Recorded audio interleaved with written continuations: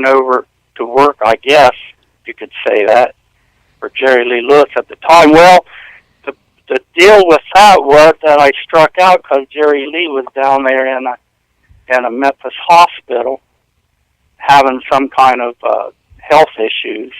Nearly lost his life, but God brought him. Well, to shorten that story, Red and I talked till about 6 in the morning, and then my next stop was Jimmy Swaggart in Baton Rouge, Louisiana, and I'm sure most people heard of him. And he hadn't been worldwide known then, but he was nationally known. And I went there, and I froze up. You know, I wanted to get a job for him, George. Mm-hmm. There.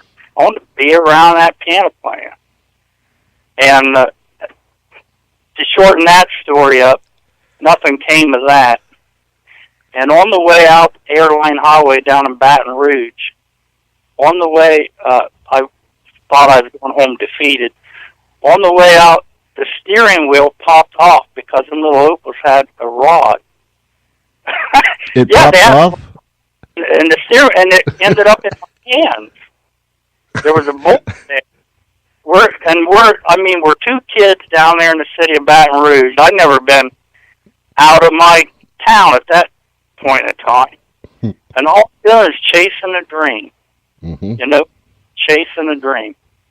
And we made it, you know, through, long story short, we made it back to the house, and I literally had to just teach myself. But the experience was good for me. That's absolutely amazing. That I mean, you know, we all hear people give accounts of for lack of a better term, let's use the word bizarre, because, you know, everybody doesn't do that.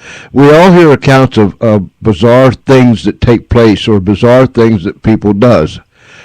But for you to leave Ohio and drive down to Jerry Lee Lewis's mansion and literally walk up and bang on the door until the man with the gun gets there, I mean, that is, if that's not showing someone your determination and your want-to-ness, that I don't know what is. And then to continue on and go to Baton Rouge, Louisiana, did you get to see Jimmy Swaggart at all? Yes, I did. And actually, a few years after that, I got to play at his crusade to a gentleman named Fred Johnson. He helped me out there on that, but those were my learning years, and now, you know, I'm 54 years old today, and now that I look back, I can see where God had guided every step. But at that time, all you are is a kid, and you see a dream. Right. And, you know, just to me, God was everything to me, but I really, really admired their piano playing.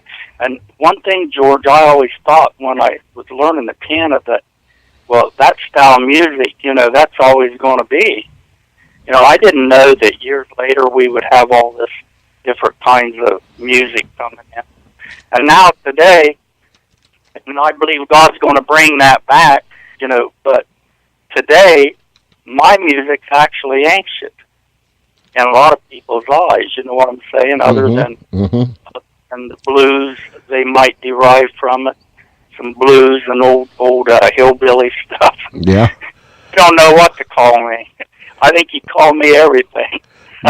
you know, there's that word, and my wife, she always tells me I'm not fit to speak the English language. Well, I don't know any other one to speak, so I'll do the best I can with what I got.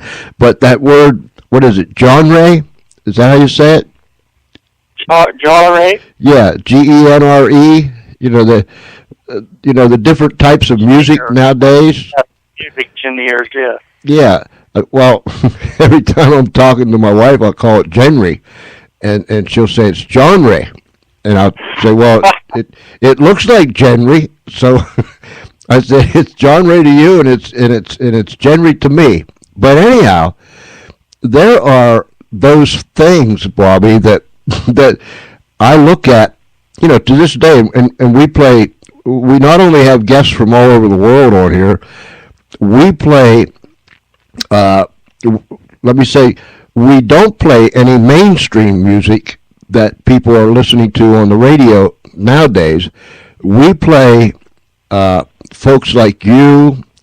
We get down to musicalley.com and bring music up and play it, and we go to what's the other, Reverb Nation and some of the others, and we look for talent that's not out there in the mainstream yet. You know what I'm saying? Right. But some of these things that they call, now they got rockabilly. And, listening to some of that, I got on to liking some of that rockabilly stuff.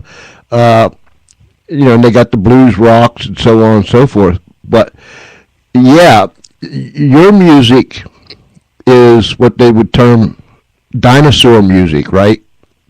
Yeah, you're right.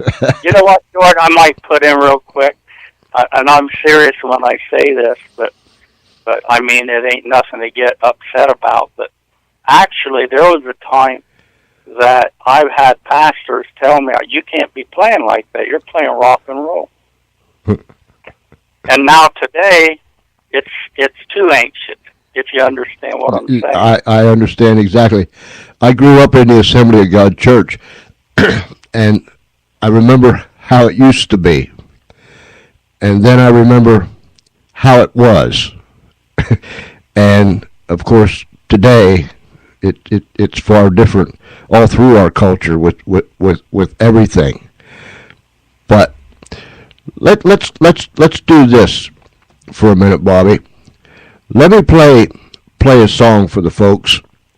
And ladies and gentlemen, if you have been listening to Unshackled, I've been showcasing Bobby's music now for several weeks.